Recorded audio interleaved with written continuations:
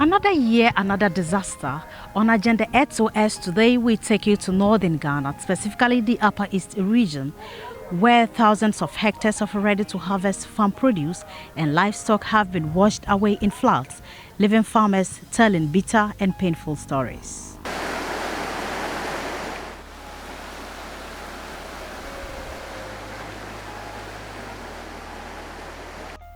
Scenes of destruction and moments of extreme pain and resentment. It is a basket case. If it is not floods, it is drought. All the climate models suggest that there will be weather extremes, and the drier areas are the ones that will face the most extremes. There will be some too much rain or too little of it. And the area, northern Ghana, the savannah in general, is the most vulnerable. The situation is gradually getting worse. I mean, with every ensuing year, the floods and flooding situation becomes more and more worrisome. It is a multi-dimensional problem where various institutions are trying to do their part, but certainly it appears there needs to be more done. A combination of drought and floods has constantly led to shortfall in crop and animal production. These extreme weather events are evidence of climate change. With widespread logging burning in northern Ghana, the effect on climate has far-reaching consequences. It's rained non-stop the entire week. We are only October rains, and the amount of rainfall, if you add 98.3 to 154.0 millimeters, we got about 270 millimeters. That can cause floods within any place. Climate change can delay rains. This year, people crop in August, which is not normal. August, Nara, the first millet in Upper East should have been ready, but August was the time people were doing land preparation, people were doing sowing. The rains came very late. In October, in the Upper East region, the rains should have been gone. Even if we get it, will be like once in maybe 2 weeks. But we get rain 4 days continuously. For a region which is 90% of its inhabitants being farmers, the impact of heavy rains coming at a time when crops were ready for harvest is devastating. This year we didn't get Nara. Nara is always our first aid for us. That's elemental to save us from hunger. So we didn't get that one because of dry. When it was coming to granules, we thought we would have gotten something from granules and maize. Dry. When the real millet was about to mature, the rain started. Rising water levels ripping through fields of matured crops must feel like a knife pierced into the hearts of these farmers. The floods transformed large tracts of farmlands into fishing grounds. Farmers say for days, their farm produce stayed underwater, rotten. Livestock also washed away, the West in decades. Farmers at the Naga valleys lost a combined 20,000 acres of farmlands to the floods. Eva Atiboka is one of the affected farmers. His farm was flooded just a day before harvesting his food crops. All this area were flooded. All this area. And all this area was sown by beans and maize. The maize were sunk in the water. Only the top, the flowering part of it left. I gave 50 acres for this crop for the riverside. All of them condemned. You can't take anything. Paramount chief of the Naga traditional area, Naba Orlando Awini III, is stunned. The devastation has been cumulative. He lost his entire 186-acre maize farm in 2018 to floods.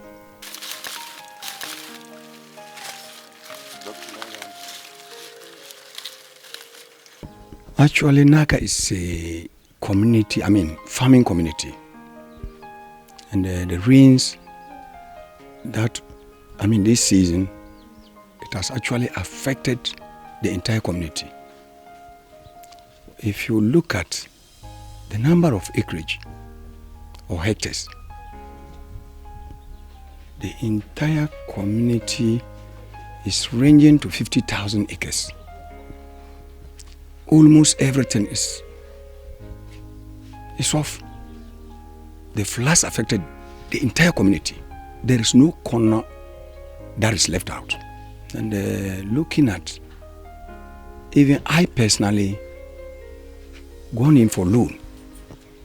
As a result, he downsized his farm to 100 acres this year, and that did little to save him as once again the flood swept everything away. How do you expect this maize to be consumable? Everything is rotten.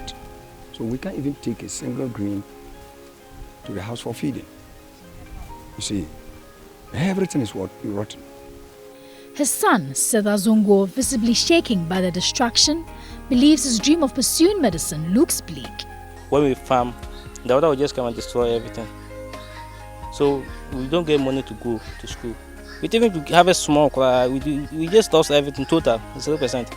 I can even say that this year is even worse. Setha Zongo had hoped proceeds from the farm produce will help fund his education, but the floods have shattered his dream, hopes and aspirations are dashed. In disbelief and visibly terrified, Abawa Antiu Abugri also sits here and brews a cup of black coffee to calm his nerves.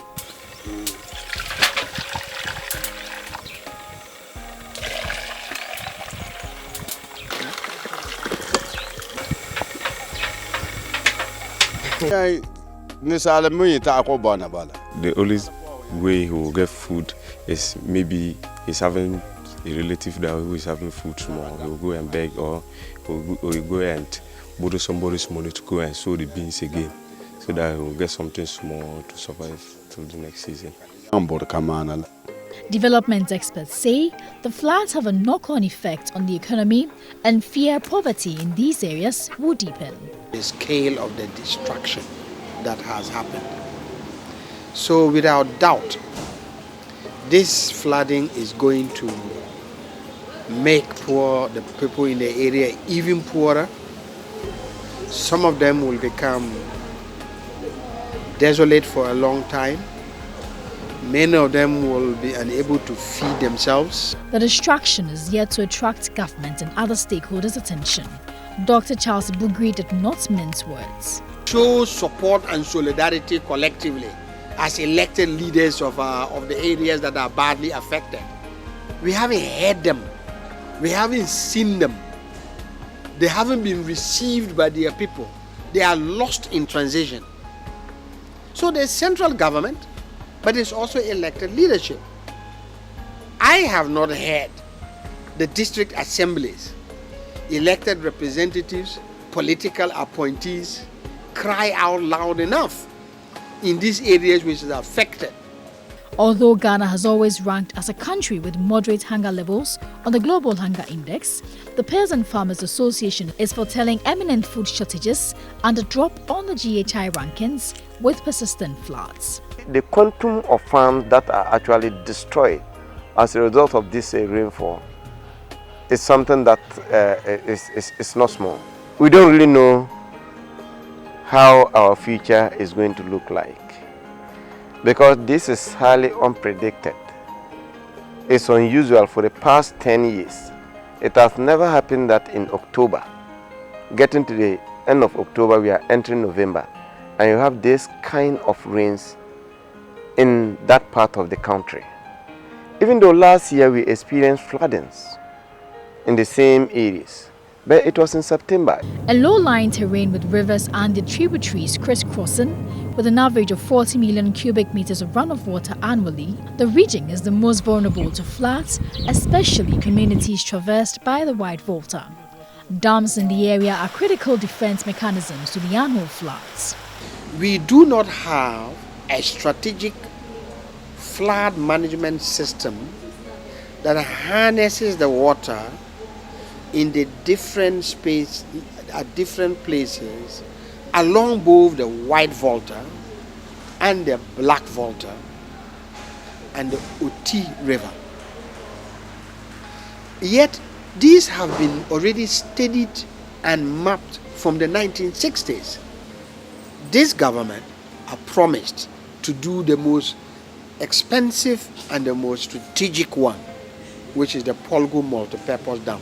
If this is seen through, this is a major step forward. It is frightening to me, and I ask myself whether we can be quicker on the uptake as a nation. Sometimes it's important for us to identify quick wins and take actions on those. Sometimes our systems and processes get in the way.